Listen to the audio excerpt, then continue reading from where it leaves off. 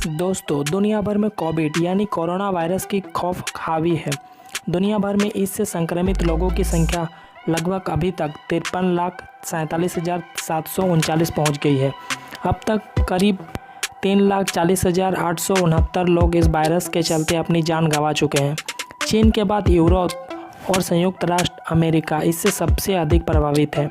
विश्व स्वास्थ्य संगठन ने इसे वैश्विक महामारी घोषित किया है। हालांकि ऐसे पहली बार नहीं हुआ है कि किसी बीमारी ने दुनिया भर में इतनी दहशत फैलाई हो। हैजा, प्लेग, चिकन पॉक्स, इन्फ्लुएंजा मानव इतिहास के सबसे बड़े वायरस में शामिल रहे हैं। इन बीमारियों ने 40 से 50 करोड़ लोगों की जान ली है।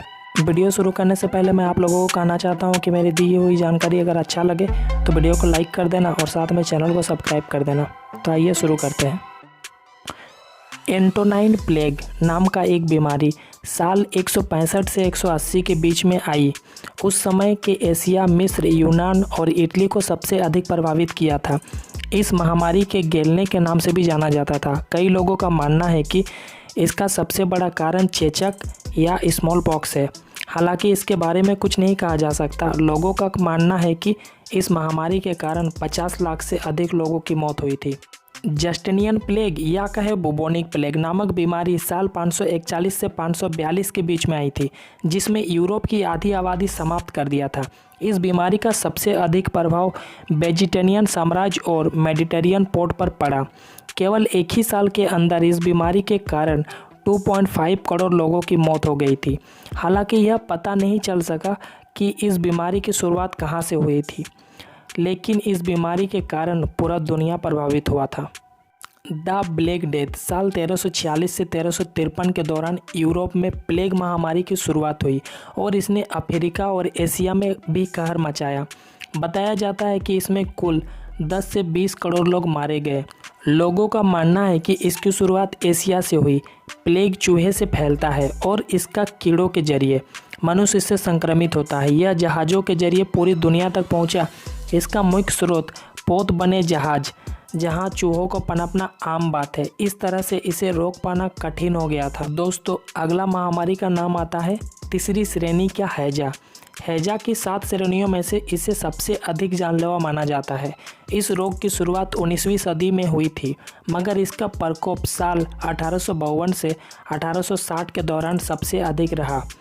इसका भी शुरुआत भारत से ही हुई और फिर यह एशिया, यूरोप, उत्तरी अमेरिका और अफ्रीका तक फैल गया।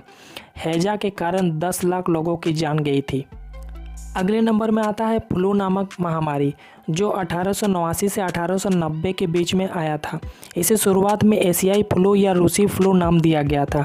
यह भी ए ग्रेड का एलिफेंजा है और H2N2 से फैलता है। हालांकि कई शोध में इसकी वजह ए ग्रेड H3N8 वायरस को माना गया है।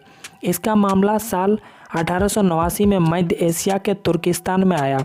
इसके बाद उत्तर पश्चिमी कनाडा, ग्रीनलैंड में बढ़ते शहरीकरण ने इस बीमारी को तेज़ी से फैलाया। इसके बाद इस बीमारी के चपेट में पूरी दुनिया आ गई। इसे बैक्टीरिया और वायरस से फैलने वाली महामारी माना जाता है।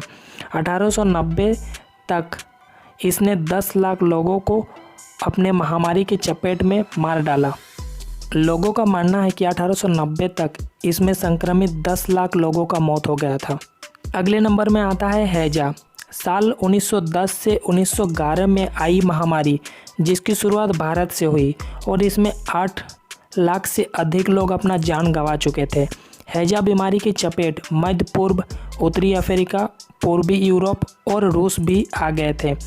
अमेरिका स्वास्थ्य विभाग इस महामारी के प्रति जल्दी एक्टिव हुए और वर्ष 1923 तक सिर्फ 11 अमेरिकी की जान इस महामारी की वजह से हुई थी। अगले नंबर में आता है फ्लू नामक महामारी, जो साल 1918 से 1920 के दौरान आया। इस जानलेवा इन्फ्लुएंजा ने सारी दुनिया को अपने चपेट में लिया।